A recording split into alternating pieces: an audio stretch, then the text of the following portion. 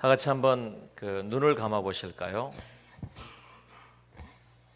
그냥 살짝 감지 말고 꽉 감아 보십시오.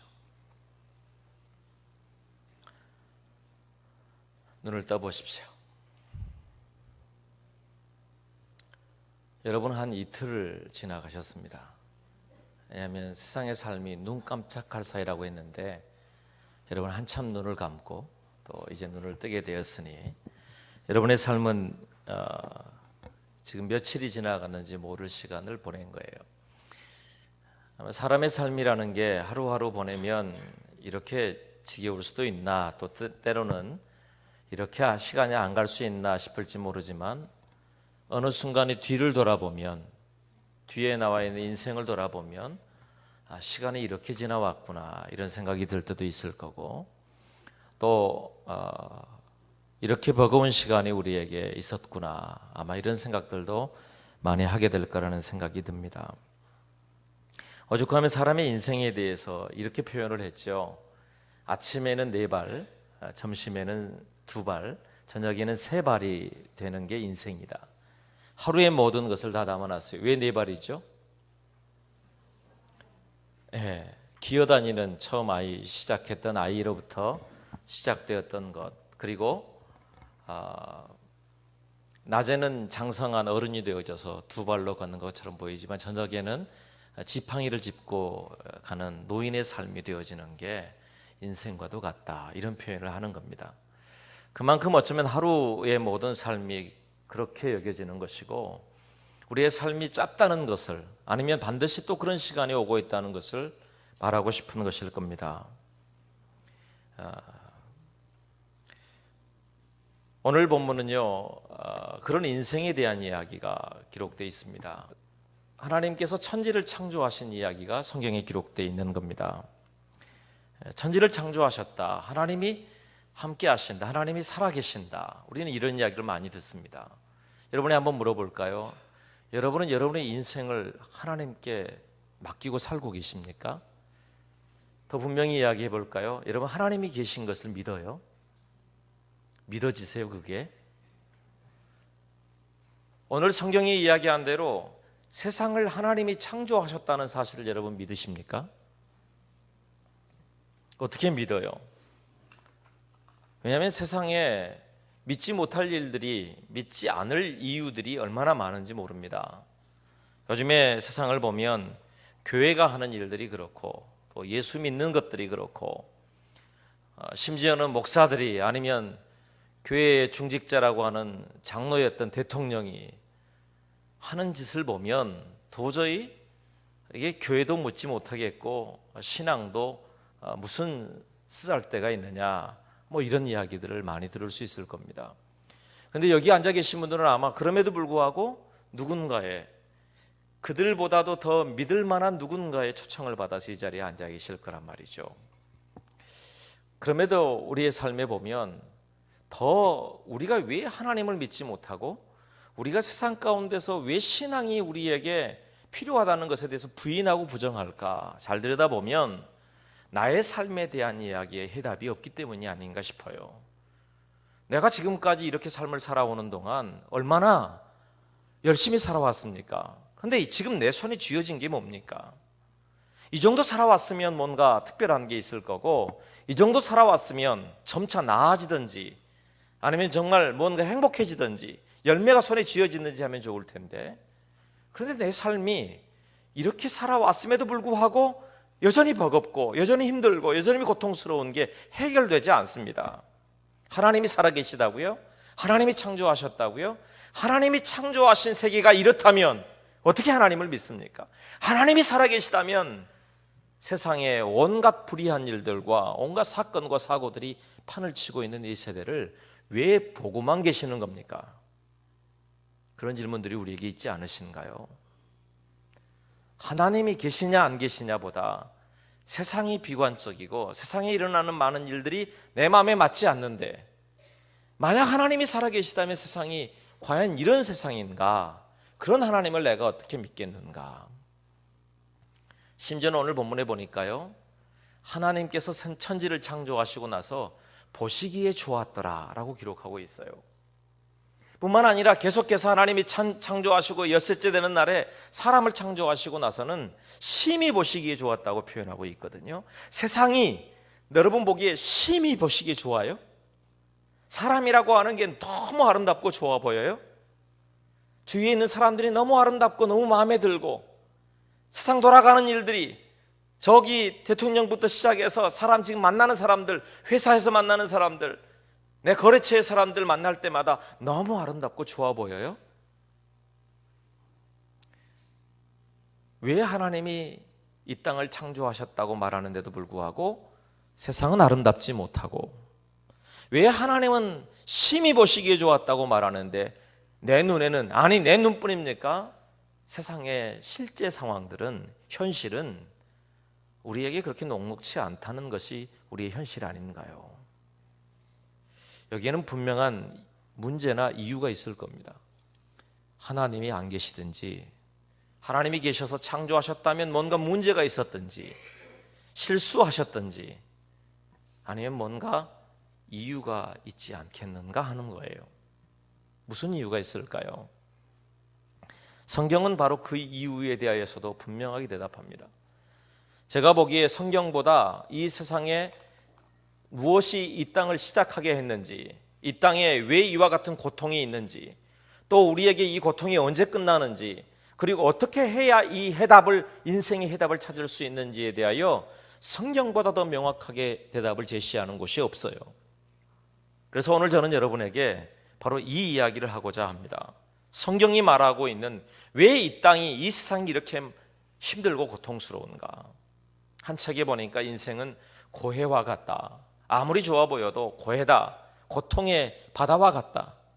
끊임없이 밀려오는 파도들, 끊임없이 고통스러운 것들이 우리에게 있기에 우리의 인생에는 해답이 없다. 그렇게 글을 적어놓은 것을 보았습니다. 바로 그 이야기가 성경에 기록되어 있습니다. 왜 고통스럽습니까? 로마서 3장 23절이라고 하는 성경에 보면 모든 사람이 죄를 범하였음에 하나님의 영광에 이르지 못했답니다. 그 이유를 명료하게 한마디로 말하는데 죄 때문이랍니다. 하나님이 보시기에는 심히 보시기에 좋았던 하나님의 영광이라고 하는 그곳에 도달하지 못하는 이유, 이 땅이 왜 이렇게 되었는가라고 하는 질문에 대한 해답이 뭐라고 하느냐면 죄 때문이라고 말합니다. 그리고 고린도전서 15장에 보면 아담 안에서 모든 사람이 죽은 것 같이, 아담이라고 하는 사람은요 처음 사람입니다. 그리고 그 사람은 사람의 대표예요. 이 사람이 죽었다는 거예요. 그래서 우리에게는 인생의 죽음이 시작되었다고, 모든 사람은 죽는다고 말하는 거예요. 그리고 이 죽음이라고 하는 것에 대한 해답이 있습니다. 이유가 있습니다. 야고보서 1장 15절에 보니까 로마서 6장 23절에 죄의 싹은 사망이요 라고 기록하고 있습니다. 죄로 인하여 그 대가가 지불돼야 되는데 그것이 사망이라는 거예요. 죽음이라는 것이에요. 그럼 여러분, 이 죄는 어디서 오는 걸까요? 죄의 값을 치러야 되는 게 사망이라는데, 그럼 이 사망인 죄는 어디서부터 왔을까요? 야고보서 1장 15절에 욕심이 잉태한 즉 죄를 낳고 죄가 장성한 즉 사망을 낳느니라 라고 기록하고 있습니다. 그 일의 시작이 욕심이었답니다. 그리고 그 욕심이 시작된 곳에서 죄가 되어지고, 죄가 시작된 것이 다시 사망으로 가는 길이라고 성경은 그렇게 말하고 있습니다. 뿐만 아니라 왜 이 땅에 사는 그리스도인들이 똑바로 살지 못하고, 많은 이들에게 왜 교회가, 왜 목회자가, 왜 그리스도인들이, 왜 천국이, 왜 예수님이 이 세대에 살고 있는 사람들에게 제대로 드러나지 못하게 되는가에 대한 대답도 성경은 제시하고 있습니다. 에베소서 2장 2절에 그때의 너희는 그 가운데서 행하여 이 세상 풍조를 따르고 공중의 권세 잡은 자를 따랐으니 곧 지금 불순종의 아들들 가운데서 역사하는 영이라. 다시 말하면 너희도 똑같이 세상 풍조를 쫓아가고 너희도 똑같이 불순종하는 영, 사탄의 영에게 속아서 너희가 하나님을 떠나고 하나님 안에서 너희 욕심껏 살았다고 이야기하고 있는 거예요. 더 정확히 이야기하면 창세기 시작에 보면 3장에 이런 기록이 있습니다. 여자가 그 나무를 본즉 먹음직도 하고 보암직도 하고 지혜롭게 할 만큼 탐스럽기도 한 나무인지라. 여자가 그 열매를 따먹고 자기와 함께 있는 남편에게도 주매 그도 먹으니라. 무슨 말일까요? 아담과 하와가 처음 하나님 보시기에 좋았던 모습으로 창조되었는데 그곳에 사탄이 우리의 영을 하나님 앞에서 분리하게 만들려고 하는 이 세력이 뱀을 통하여 이 하와를 유혹하게 되는 거죠. 그 유혹하는 게 다른 게 아닙니다. 하나님과의 약속을 깨트리게 만드는 거예요. 모든 것을 너에게 다 주지만 동산 중앙에 있는 이 선악을 알게 하는 과실과 생명나무의 과실은 먹지 말아라.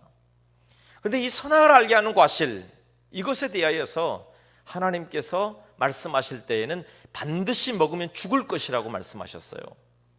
그런데 와서 사단이, 뱀이 유혹하는 겁니다. 야, 죽을 것 같아? 아니야. 너도 하나님처럼 될 수 있어. 네가 하나님의 자리에 있을 수 있어. 네가 네 마음대로 할 수 있어. 그 욕심을 하나님처럼 될 수 있다는 생각이 그 마음에 들어오니까 그가 보기에 다시 이 과실을 보니까 먹음직도 하고 보암직도 하고 지혜롭게 할 만큼 탐스럽기도 하다고 성경 기록하고 있습니다. 눈이 바뀐 거예요. 왜요? 욕심에 눈이 먼 겁니다. 그리고 그 과실을 따먹고, 재미있는 게 죄는요 결코 혼자 지으려고 하지 않아요.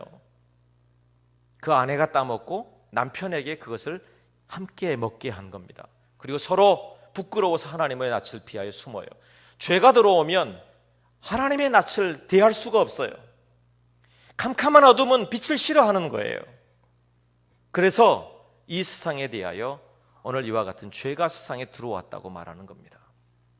사람들은 말합니다. 세상이 어찌 이렇게 되었는가? 당연한 거예요. 세상이 어찌 되었는가를 살피기 전에 그 뿌리가 분명한가를 봐야 되는 겁니다. 뿌리가 썩어 있는 나무에는 결코 꽃도 필 수 없고 열매도 맺을 수 없어요. 그런 것처럼 성경이 말하고 있는 우리의 인생의 뿌리가 어디에 있느냐? 욕심과 죄 아래에 있었고 그 죄악으로 말미암아 우리가 사망이라고 하는 곳으로 가게 되었다고 성경은 말하고 있는 겁니다.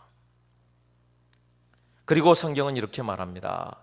창세기 3장 16절 이하에 또 여자에게 이르시되 내가 내게 임신하는 고통을 크게 더하리니 내가 수고하고 자식을 낳을 것이면 너는 남편을 원하고 남편은 너를 다스릴 것이니라 하시고 아담에게 이르시되 내가 내 아내의 말을 듣고 내가 내게 먹지 말라 한 나무의 열매를 먹었은즉 땅은 너로 말미암아 저주를 받고 너는 내 평생에 수고하여야 그 소산을 먹으리라. 이 일로 인하여서 세상이 저주가 들어오고 그리고 평생을 수고해야 소산을 먹을 수 있답니다. 그런데 여러분 아시죠? 수고한 대로만 먹어도 복이에요. 그 다음은 이렇게 말합니다. 땅이 내게 가시덤불과 엉겅퀴를 낼 것이라. 내가 먹을 것은 밭의 채소인즉 내가 흙으로 돌아갈 때까지 얼굴에 땀을 흘려야 먹을 것을 먹으리니 내가 그것에서 취함을 입었습니다. 너는 흙이니 흙으로 돌아갈 것이니라. 수고한 대로 먹을 수 있으면 좋을 텐데 그 안에 엉겅퀴와 가시덤불이 있어서 내가 수고하고 땀을 흘렸음에도 불구하고 다 취할 수 없는 것이 세상사라고 이야기하고 있는 거예요. 그 일의 시작이 무엇 때문이라고요? 죄악 때문이라고, 아니 욕심 때문이라고 성경은 그렇게 명확하게 우리의 지금 현재의 모습을 이야기하고 있는 거예요. 그러면 사람들은 이렇게 말합니다. 그것은 사람들 이야기고 성경에 기록된 이야기지만 나는 그렇게 살지 않았습니다. 한번 들여다보실래요? 로마서에 보면 우리가 가지고 있는 몇 가지 죄에 대해서 이렇게 나열해 놓은 것이 있어요. 로마서 1장에 보면 스스로 지혜 있다 하나 어리석게 돼요. 스스로 지혜롭다고 하는 사람들에 대한 이야기입니다. 썩어지지 아니하는 하나님의 영광을 썩어질 사람과 새와 짐승과 기어다니는 동물 모양의 우상을 바꾸었느니라. 그러므로 하나님께서 그들을 마음의 정욕대로 더러움에 내버려두사 그들의 몸을 서로 욕되게 하게 하셨으니 우리가 스스로 똑똑한 척하고 스스로 지혜로운 척하지만 결국은 세상에 썩어질 것들을 쫓아가다가 그것 때문에 하나님을 버렸다고 이야기하는 것을 시작합니다. 이 때문에 그들 속에 욕심을 부끄러운 욕심에 내버려 두셨으니 곧 그들의 여자들로 순리대로 쓸 것을 버리고 영리로 쓰며 그와 같이 남자들도 순리대로 여자 쓰기를 버리고 서로 향하여 음욕이 불릴 듯하며 남자가 남자와 더불어 부끄러운 일을 행하여 그들의 그릇됨을 상당한 보응을 그들 자신이 받았느니라. 또한 그들의 마음에 하나님 두기를 싫어하며 하나님께서 그들의 상실한 마음대로 상한 마음대로 내버려 두사 합당하지 못한 일을 하게 하셨으니 곧 모든 불의, 추악, 탐욕, 악의가 가득한 자요, 시기, 살인, 분쟁, 사기, 악독이 가득한 자요, 수군수군하는 자요, 비방하는 자요, 하나님께서 미워하시는 자요, 능욕하는 자요, 교만한 자요, 자랑하는 자요, 악을 도모하는 자요, 부모를 거역하는 자요, 우매한 자요, 배약한 자요, 무정한 자요, 무자비한 자라. 그들이 다 이 같은 일을 행하는 자는 사형에 해당한다고 하나님께서 정하심을 알고도 자기들만 행할 뿐 아니라 또한 그런 일을 행하는 자도 옳다 하느니라. 여러분, 우리 속에 있는 우리의 모습의 실체를 정확히 인식하고 인정해야 합니다. 사람들은 말합니다. 다른 사람들은 그렇지만 나는 그렇지 않다고 이야기해요. 그런데 여러분, 하나님 앞에서 정직하게 들여다보세요. 과연 우리가 하나님 앞에서도 우리가 큰 소리 칠 수 있나요? 우리의 과거를 아시고 우리의 생각을 아시고 우리의 지금 현재의 삶을 알고 계시고 내가 무엇을 하는지 어떤 일을 하고 있는지 하나님 앞에서 하나님께서는 모든 것을 알고 계시다고 한다면 이와 같이 우리 속에서 시끄러운 우리의 인생의 삶에서 과연 하나님 앞에 나를 자랑할 만한 사람이 과연 있겠는가? 하나님은 그렇게 말씀하십니다. 죄 아래에 있는 것은 욕심이 시작되는 거다. 그리고 그 욕심이 죄를 낳고 죄의 싹스로 사망이 되었다고 말이에요. 사람에게 주어진 삶이라는 게 이와 같은 거예요. 우리에게 있는 인생이라는 게 이와 같은 것이에요. 그런데 우리는 우리 가운데 있는 이 삶에 대하여 끊임없이 부정하고 하나님께 대하여 대적하고 우리에게 있는 이 세상에 대하여 불평하는 일만 하지 이 땅에 대한 해답을 갖고 있는 사람이 없어요. 이야기까지 듣고 나면 이런 질문을 하고 싶을지 모릅니다. 아니, 하나님은 전능하시다고 하시고 세상을 모두 아신다고 하시면서 그러면 이 세상을 왜 그대로 두십니까? 하나님, 적어도 내 인생에 대해서 하나님이 개입하시고 임마누엘, 하나님이 함께 하신다고 하시는데 하나님이 함께 하시는 세상은 도대체 이런 세상 그대로 내버려 두시는 이유가 무엇입니까? 하나님께서 우리를 위해서 해주시는 게 뭡니까? 하나님께서 이 세상에 해답을 주시는 게 뭡니까? 도리어 하나님을 원망하고 싶은 마음들이 우리에게 있을지 몰라요. 그래서 그 일도 정확히 우리가 듣고 보아야 합니다. 하나님께서 무슨 일을 하셨을까요? 하나님께서 우리에게 행하신 이 땅의 죄 아래서 죽어가고 저주 아래 있었던 우리를 위하여 하나님이 하신 일은 명백합니다. 이 땅에 빛이신 예수 그리스도를 이 땅에 보내신 것과 빛이신 예수 그리스도를 이 땅에 보내신 정도의 의미가 아닙니다. 예수님을 십자가에 못 박혀 죽이신 것과 그 십자가에 못 박혀 죽으신 그 사실로 말미암아 내가 너를 대가로 지불해서 너를 선택하고 너를 사랑하고 내가 너를 구원했다고 말씀하시는 것이 하나님이 하신 일입니다. 아니, 전능하신 하나님이시라고 하시면서 하나님이신 그분이 겨우 하신 일이 하나님의 독생자이신 예수님을 이 땅에 보내셔서 죽게 하신 일입니까? 그래서 우리가 알아야 합니다. 우리의 죄가 얼마나 크고 무서운 일인지, 우리의 죄의 대가가 얼마나 무섭고 두려운 일인지, 우리의 죄의 대가는 그냥 되어지는 게 아니라 사망이라는 사실을 왜 우리가 기억하지 못하는지, 그리고 그 죄의 대가에 사망의 일을 해결하기 위하여 하나님이신 그분이 인간의 몸을 입고 이 땅에 오셔서 나를 위하여 그 대가를 지불하신 게 십자가예요. 그리고 그곳에서 예수님께서 우리의 모든 죄를 용서하시고 다시 살게 하시는 것이 예수 그리스도의 부활이시고, 뿐만 아니라 이 땅의 삶이 끝이 아니라 영원한 천국이 있다는 사실을 우리에게 말씀하시는 것이 하나님이 준비하신 일인 겁니다. 이 땅에 사는 동안에 우리가 모두 섞여 살지만 이 땅에 해답이 없고 이 땅의 인생에는 소망이 없는 이 세상, 여기서 끝이 아닌 거죠. 그 이후에는 반드시 심판이 있고 심판의 자리에서 영원한 형벌과 영원한 죽음과 사망의 길로 가는 것인지 아니면 하나님 앞에 천국의 삶을 살게 할 것인지, 그 일에 대한 선택이 예수 그리스도께 있다고 말하는 것입니다. 빛이 세상에 왔다. 그분은 참 빛이시다. 그리고 그 빛이 세상에 왔을 때 그것을 영접하는 사람은 하나님의 자녀가 되는 권세를 주신다. 그런데 놀라운 일이 있어요. 놀라운 것은 그 빛을 영접하지 않는 이들도 있다는 것입니다. 제가요, 가끔 보는 프로그램 중에 나는 자연인이다 라고 하는 프로그램을 보거든요. 사람들이 가장 많이 보는 프로그램 중에 하나가 그거랍니다. 다른 게 아니죠. 어떤 사람이 산속에서 혼자 살아요. 그러면 그것 쫓아가서 한 2박 3일 동안 가서 같이 지내다가 밥 먹고 오는 게 다인 프로그램입니다. 사람들 속에 그렇게 뭔가 세상을 떠나서 그렇게 자유롭게 살고 싶은 것이 사람들의 로망이다, 이런 표현을 씁니다. 근데 실제로 그렇게 살라고 하면 쉬울까요? 뿐만 아니라 거기 나와 있는 분들의 사연을 들어보면 대부분 세상 가운데서 적응하지 못했든지 아니면 큰 상처를 받았든지 몸이 많이 아팠든지 이런 분들이 대부분 그렇게 산속에 들어와 살더라고요. 근데 얼마 전에 제가 보았던 프로그램에 한 사람의 일이 오늘 이 본문을 준비하는데 기억났습니다. 이 사람은 어렸을 적에 부모님이 예식장 옆에서 국수집을 했대요.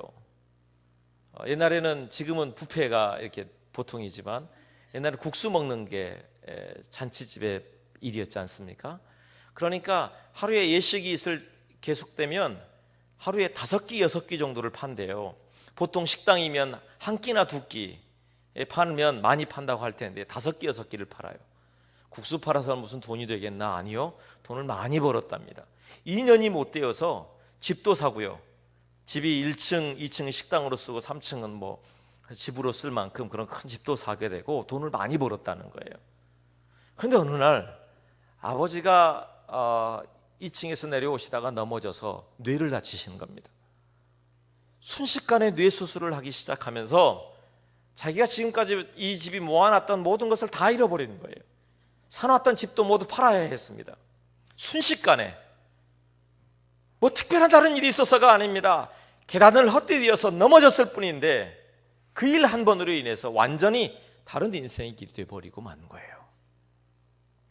사람의 인생이라는 게요, 어느 순간 우리의 삶에 다 쥐고 있는 것처럼 보이고 다 행복한 것처럼 보이고 내가 뭔가 다 이룰 수 있는 것처럼 보이겠지만, 그런데 무너지는 순간이 한순간이더라는 거예요. 끊임없이 우리의 삶에 주어지는 여러 가지 일들이 이 정도면 되겠다라고 계획하지만, 이 정도 모아놨으니 우리 아이들의 인생은 이렇게 준비할 것이고 공부는 이렇게 시킬 것이고 또 우리 집은 이렇게 되어질 것이고 앞으로의 삶은 이런 계획 가운데 있게 할 것이다, 그런 생각들이 우리에게 얼마나 많이 있어요. 그런데 그 일도 어느 한순간에 무너지고 마는 게 우리 인생이라고 하는 것을 그 사람을 통해서 듣게 되고 보게 되었습니다. 우리의 삶이라는 게 그래요. 오늘 본문에 보면 이렇게 기록하고 있습니다. 태초에 하나님이 천지를 창조하시니라. 땅이 혼돈하고 공허하며 흑암이 깊음 위에 있고. 땅이 혼돈하고 공허하다. 공허한 거예요. 아무런 해답이 없어요. 혼돈스러워요.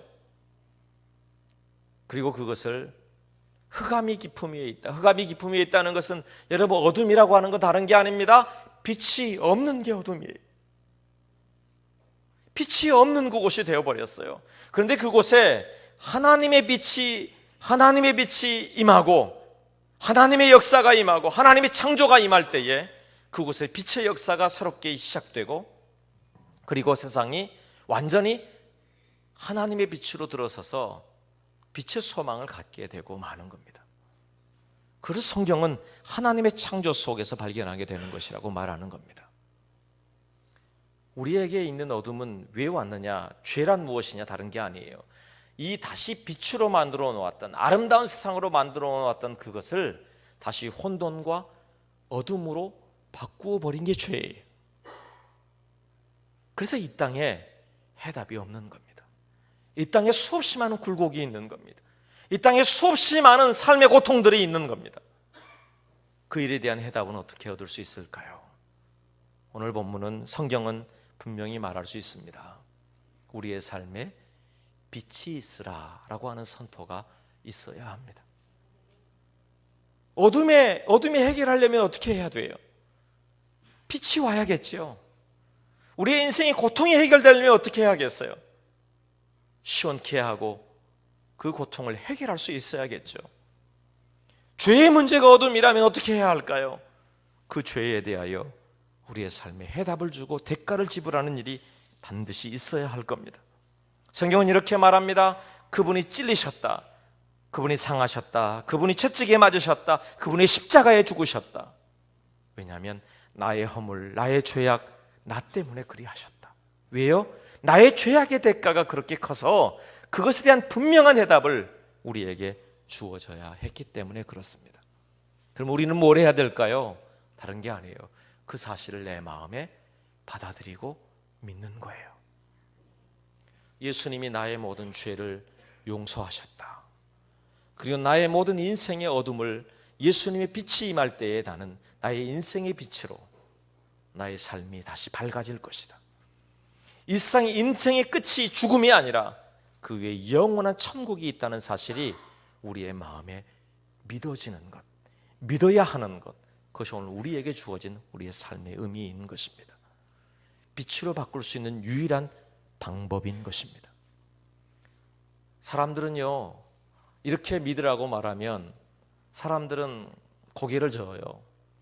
아니, 무작정 믿으라고 하느냐고 말입니다. 무작정 믿으라고 하나요? 아니요, 해답을 말하고 있는 겁니다. 그런데 성경은 놀랍게도 영접하지 않는 자들도 있고, 빛을 싫어하여, 왜냐하면 자기의 삶이 드러날까 봐 빛이 싫어하여 숨는 자들이 있다고도 이야기합니다. 분명히 들으셔야 합니다. 이것 외에는 해답이 없습니다. 잘 한번 보실까요? 사람이요, 세상 가운데 믿지 않으면 살 수가 없어요. 여러분 이곳에 앉아 있죠? 그러면 여러분 왜 앉아 있을까요? 여러분 모르겠지만 천정이 무너진다고 하면 여러분 이곳에 앉아 있을까요? 천정이 무너지지 않을 것을 믿기에 여러분 이곳에 앉아 있는 거예요. 여러분 이곳에 뭘 타고 오셨어요? 자동차를 타고 오실 때 여러분 자동차를 타고 안전할 것을 믿기에 여러분 이곳까지 온 것 아닙니까? 그렇죠? 밥을 먹을 때에 여러분 만약 식당에 가서 돈을 내고 밥을 먹는데 그곳에 독이 들어있다고 생각해 보세요. 먹을 수 있겠어요? 이건 맛있을 거야. 아니면 내가 이거 대가를 지불해도 내가 건강할 거야, 배부를 수 있을 거야, 그렇게 믿기 때문에 여러분 먹는 거 아니에요? 의사에게 내 병을 보이고 당신의 병은 수술을 해야 됩니다, 지금 당장 수술하지 않으면 죽을 겁니다 라고 말한다면 의사에게 마취를 시키고 나는 아무 의식도 없고 아무런 힘도 없고 내 손으로 할 수 있는 게 아무것도 없는데도 불구하고 왜 여러분 각서까지 써가면서 마취를 용납하고 내 몸에 칼을 대게 하고 수술을 하게 만드나요? 왜 그래요? 믿기 때문이죠. 아니 더 정확히 말할까요? 그건 믿지 않으면 내가 살 수 없기 때문이죠. 어쩔 수 없이라도 믿게 되는 거죠. 그런데 이 땅에서 가장 정확한 사실, 우리의 인생이 태어나면 누구든지 마지막 사망이 있다는 사실을 모두 알고 있음에도 불구하고 왜 성경이 말하고 있는 예수 그리스도, 나의 죄를 해결할 수 있는 유일한 해답, 내가 살 수 있다고 말하는 빛이신 예수님에 대해서는 왜 믿으려고 하지 않느냐는 말이에요. 기가 막힐 일 아닙니까? 내일의 삶을 누가 장담할 수 있어요? 누가 우리의 인생에 대한 해답을 말할 수 있어요? 성경보다 더 정확한 이 땅에 어떻게 시작되었는지, 우리의 삶이 왜 이렇게 고통스러운지, 우리의 고통의 해답이 어디서 오는지에 대한 것을 누가 여러분의 손에 해답을 쥐어줄 수 있나요? 눈에 보이지 않아서라고요. 세상은 눈에 보이지 않는 것 때문에 오히려 움직이는 겁니다. 사랑하는 마음이 여러분 눈에 보이나요? 여러분이 지혜하고 지혜롭고 계획하는 일들이 눈에 보이나요? 그것이 결국 만들어지는 것이 만남이 되는 것이고, 그게 만들어지는 것이 어떤 건물이 되는 것이고, 눈에 보이지 않는 것들이 보이는 것이 실상이 되는 것 아닙니까? 우리의 인생에 더 정확한 게 없어요. 우리의 인생에 죽음이 있다는 사실은 정확한 사실이에요. 누구든지 알고 있어요. 그런데 누구든지 부정하려고 해요.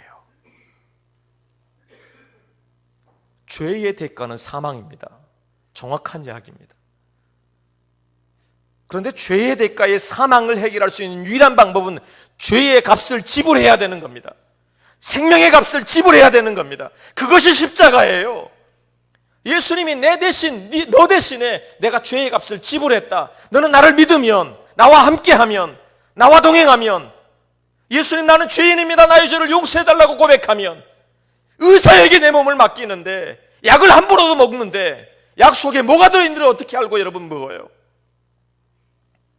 그런데 그것을 먹는데 어찌 내 영혼의, 내 인생의 해답이 되시는, 내 인생의 약이 되시는, 인생의 생명이 되시는 예수님을 믿지 않으려고 하느냐는 말이에요.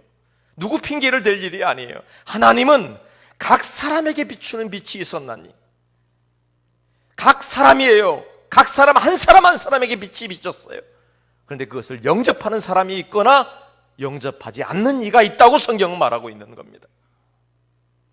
이곳에 오신 여러분, 우리 아까 장로님 기도하셨던 것처럼 가장 소중한 사람들로 선택되었기에 여러분 오신 겁니다. 하나님이 선택하신 것이고 여러분을 초청하여 오게 하신 여러분 옆에 있는 그분이 소중한 사람 초청해 오라고 부탁드렸기에 여러분 이곳에 앉아 계신 거예요. 그렇다면 여러분 들으셔야 합니다. 내 인생의 빛이 되시는 분, 인생의 해답이 되시는 분, 사망을 넘어 천국이 되게 하시는 분, 그분을 여러분 안에 영접하는 은혜가 있게 되기를 축복합니다. 그것이 우리가 진짜 믿어야 될 믿음의 이야기입니다. 제가 오늘 본문을 듣다가 준비하다가 김명현 교수라고 하는 카이스트 박사이고 이 김명현 교수의 그 강의를 제가 잠깐 들었습니다. 이분은 목사님의 아들로 태어났습니다. 그리고 그가 스스로 말하기를 20년을 믿는 척했다고 말합니다. 믿는 척했다. 똑똑한 사람이에요. 이 사람은 이과고 그다음에 과학자입니다. 그래서 아버지께 이것저것에 대해서 여러 가지 질문이 너무 많았어요. 근데 아무도 교회에서 대답을 해주지 않더라는 겁니다. 아버지도 뭔가를 질문하면 믿기만 하라고 했답니다. 아니, 물어보면 대답을 해주셔야지 무슨 믿기만 하라고 하시면 무슨 답이 있습니까? 그래서 20년이 넘도록 믿는 척 했다는 거예요. 왜냐하면 목사의 아들이니까 도망갈 수는 없고 교회 다니는 척은 해야겠고 믿는 척 했다는 거예요. 근데 어느 날 그 친구들이 그 카이스트에서 함께 공부하는 친구들 중에 과들이 여러 개 나눠져 있을 거 아니에요. 그 중에 로봇을 만드는 친구들이 있었는데 어느 날 가장 친한 친구가 전화를 했더랍니다. 너무 막 세상이 바뀐 것처럼 환호성을 지르면서 전화를 했어요. 빨리 오라고. 가봤더니 자기가 만든 로봇 팔이 손가락을 움직였다는 거예요. 손가락을 움직이는 그것이 뭐 관절이 어떻고 모터를 어떻게 사용했고 이걸 설명을 하는데 계속 설명하고 있는데 그러면서 그 친구가 그러더랍니다. 야, 사람의 손하고 똑같지 않아? 똑같지 않아? 하나도 안 똑같더래요. 이게 왜냐하면 로봇 팔이 손가락이 움직이는데 무슨 얼마나 사람 손하고 똑같겠어요. 한참을 더 자랑을 듣고 나서 집에 돌아왔어요. 그래서 잠을 자려고 하는데요, 그때 일이 떠오르는 겁니다. 그리고 자기 손을 이렇게 들어봤대요. 그리고 손을 움직여 보니까 사람 손하고 똑같더래요. 무슨 말인가 하면 로봇 하나를 만들어서 그렇게 부자연스러운 그 하나의 손가락 움직이는 것으로도 환호성을 지르고 뭔가 특별한 것처럼 굉장한 일을 발견한 것처럼 했던 그 친구의 표정이 떠오르면서 내 손가락이 움직이는 이것이 어찌 우연인가? 여러분, 인간의 몸이 세포가 60조 개가 넘는데요. 60조. 상상이 안 되는 이야기예요. 여러분이 눈 하나 깜빡이는 것, 사람이 바라보는 것, 이 손가락 하나 움직이는 것, 세포 하나 움직이는 게 그게 우연이 되었을까요? 김명현 교수가 이야기하지 않아도 여러분 정확히 들을 것은 우리가 알고 있는 진화론, 무슨 내가 진화론이냐 창조냐 이것에 대한 뭔가 학술적인 지금 토론을 하고자 하는 게 아닙니다. 그 중간에 정확한 화석들이 정확한 이야기들이 있느냐는 말이에요. 한 가지 예를 들면 이런 겁니다. 박쥐가 있어요. 박쥐는 이분이 물어요. 박쥐는 쥐가 진화해서 새가 된 건가요? 아니면 새가 진화해서 쥐가 된 건가요? 뭐가 맞을까요? 쥐가 어느 날 낭떠러지에 떨어졌는데 겨드랑이가 간질간질해서 날개가 필요하구나 이렇게 시작돼서 이게 박쥐가 된 걸까요? 오늘 우리에게 주어지는 것을 보면 이분이 주장하는 것이 그거예요. 진화되었다면 그것에 대한 이야기를 해보아라. 그 중간 단계에 어떻게 진화되었고 수천만 년, 수백만 년 전에 대한 이야기를 꺼내는데, 그렇다면 그 중간중간에 화석들이 발견돼야 되는 거 아닙니까? 그 중에 뭐 하나 발견됐다고 이것이 증거다라고 말하는데 그거 말고 계속 진화된 과정들이 보여야 되는 거 아니겠어요? 날개가 이만큼 나왔으면 그 다음 펴진 것이 나와야 될 거고 그 다음 펴진 게 나와야 될 거고 그런 거 아니에요? 오늘 이런 논리를 이야기하고자 하는 게 아닙니다. 그는 분명히 알았답니다. 그래, 로봇을 만들었던 친구가 자기의 설계도대로 되어지는 움직이는 손가락 하나 움직이는 것 때문에 저렇게 환호한다면 나의 세포 60조 개 이상의 나의 세포 하나가 움직이게 하시는 것이 어찌 우연인가? 나를 설계하시고 나를 창조하시는 분이 있으시리라. 그리고 그때부터 보았던 꽃, 나무, 자기의 모습 하나까지도 달리 보이더라는 거예요. 그리고 인생의 질문에 대하여 성경을 하나하나 찾아보는 중에 내 인생의 해답이 되시는 예수 그리스도를 만났다는 고백을 그가 하는 것을 들었습니다. 사랑하는 여러분, 하나님은 우리를 하나님의 형상대로 아름답게 만드셨답니다. 그게 하나님이 만드신 우리 모습입니다. 그런데 죄가 우리에게 들어오므로 아까 말씀드렸던 아담으로부터 시작된 죄라고 말하지만 우리가 스스로 지어진 죄, 인생을 살아왔던 수없이 많은 죄에 대해서 해결하지 않으면 우리의 결국은 사망일 뿐입니다. 우리 속에 병균이 들어와서 그 병균을 이겨내지 못하면 우리에게 병이 드는 것처럼 우리의 병듦의 죄악이 사망으로 가게 하는 겁니다. 그러면 그것으로 끝이 나요? 영원한 형벌이 있든지 영원한 천국이 있든지 예수 그리스도의 십자가의 대가를 지불하여 나를 살리신 것을 믿고 영접하든지 아니면 사망의 길로 가든지의 길이 있다고 성경은 말하고 있는 겁니다. 여러분에게 축복합니다. 여러분의 삶이 빛이 있으라. 아멘. 빛이 있기를 축복합니다. 흑암, 다시 말하면 빛이 없는 곳에 하나님이 말씀하신 거예요. 빛이 있으라 라고 선포하신 겁니다. 이것을 백과사전에 찾아보니까 이 히브리 말로 되어 있는 이 백과사전에 에히오르라고 하는 이 말인데요, 이 말을 더 생생하게 기록했어요. 빛이 생기라 이렇게 적어놨더라고요. 번역을 그렇게 해놨어요. 빛이 생기라. 빛이 없는 곳에 빛이 있는 거예요. 예수님, 내 영혼도 구원받을 수 있습니까? 내 삶에도 빛이 비칠 수 있습니까? 내 인생에도 빛이 비칠 수 있습니까? 예, 그럴 수 있어요. 어떻게 해요? 하나님께서 빛이 있으라 선포하시면, 그리고 이미 그 빛이신 예수님이 우리에게 오셨고 그 빛이신 예수님을 믿고 영접하면 우리의 삶은, 우리의 영혼은 빛의 길로 가게 될 것이라고 말하고 있는 겁니다. 그 빛 가운데 거하게 되는 우리가 되기를 축복합니다. 말씀을 맺겠습니다. 사람들은요, 해가 뜨면 하루가 시작되고 해가 지면 하루가 끝났다고 이야기합니다. 그렇죠? 그게 보통 사람들의 생각이요, 세상의 법칙입니다. 해가 뜨면 뭔가 시작된 것 같고 해가 지면 뭔가 끝난 것 같습니다.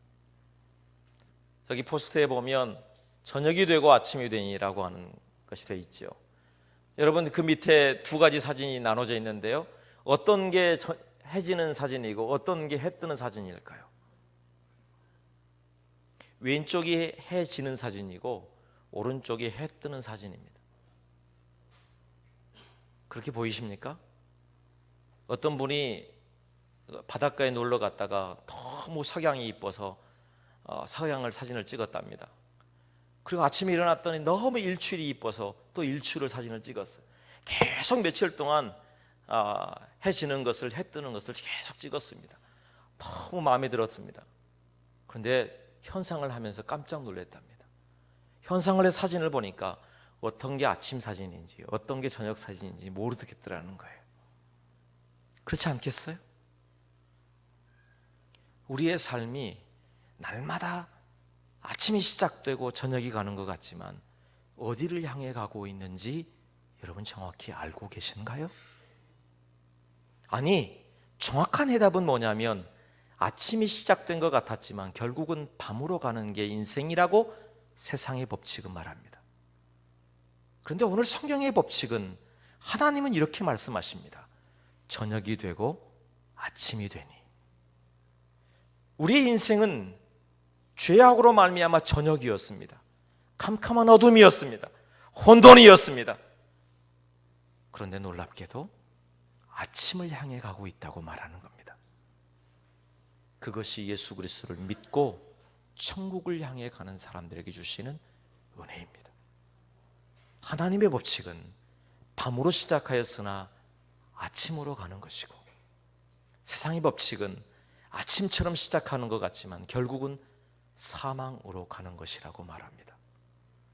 이제 여러분에게 한 가지 소리를 들려드리겠습니다. 다른 건 다 잊어버려도 이 소리는 잊지 않기를 바랍니다.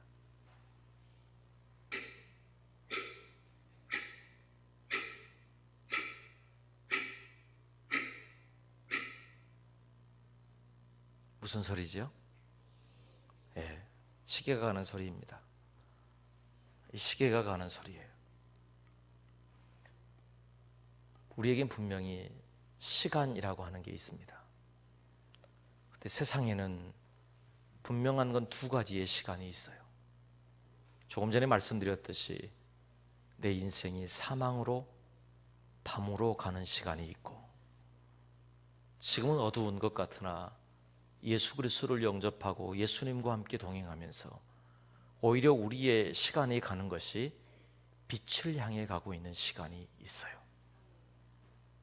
오늘 여러분은 선택하셔야 합니다.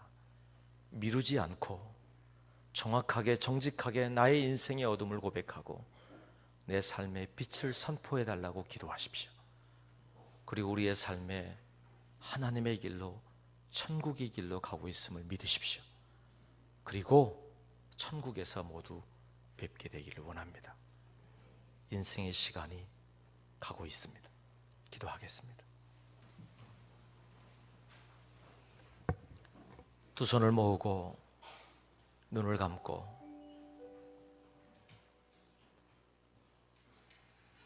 여러분 스스로를 한번 돌아보는 시간을 갖기를 원합니다. 세상에 대하여, 누구에 대하여 핑계하지 마십시오. 성경은 말합니다. 각 사람에게 비추는 빛이 있었다고 말입니다. 지금 오늘 여러분 각 사람 위에 빛이 머물러 있습니다. 그분의 이름은 예수 그리스도이십니다. 우리의 죄를 위하여 십자가에서 죽으실 만큼 내가 너를 먼저 사랑했다. 너 수고했지. 너 무거운 짐을 지고 왔지. 이제 너는 내게 모든 걸 맡기고 그리고 나와 함께 아침으로 가자. 천국으로 가자. 세상은 여전히 힘들고 고통스럽습니다. 그러나 이 땅으로 끝이 아닙니다. 여러분의 삶의 길에 누구와 함께 가실 것입니까? 째깍째깍 시간은 계속해서 흘러갑니다. 예수님을 마음에 영접하십시오. 예수님 제게 와달라고 고백하십시오. 우리의 가정에 우리 자녀들을 붙들어 달라고 기도해 주십시오. 빛이신 예수님, 예수님을 영접한다고 고백하십시오. 나의 모든 죄를 용서해 달라고도 고백하십시오. 포기하지 마십시오. 하나님은 여러분을 사랑하십니다. 생명을 주실 만큼 말입니다. 우리 함께 저를 따라서 고백해 주시기 바랍니다. 그대로 눈을 감고, 사랑의 예수님, 저는 죄인입니다. 사망의 길로 가고 있습니다. 죄의 길을 멈추고 예수님을 나의 구주, 나의 생명으로, 나의 빛으로 영접합니다. 나의 모든 죄를 용서하시옵소서. 오늘 나는 예수님의 이름으로 천국의 사람이 되었음을 믿습니다. 나는 예수님을 믿습니다. 믿습니다. 그렇습니다. 하나님, 여기 하나님 앞에 고백하고 있는 하나님의 사람들, 주 예수 그리스도가 주인 되어 주시고 이들의 삶의 어둠을 물러가게 해주시며 빛이 있으라, 빛이 생겨라, 제발 빛을 영접하라. 내가 너를 선택했고 내가 너를 택하였고 지명하여 불렀나니 너는 내 것이라 말씀하시는 예수님과 함께 있게 하여 주옵소서. 예수 그리스도의 이름으로 기도드립니다.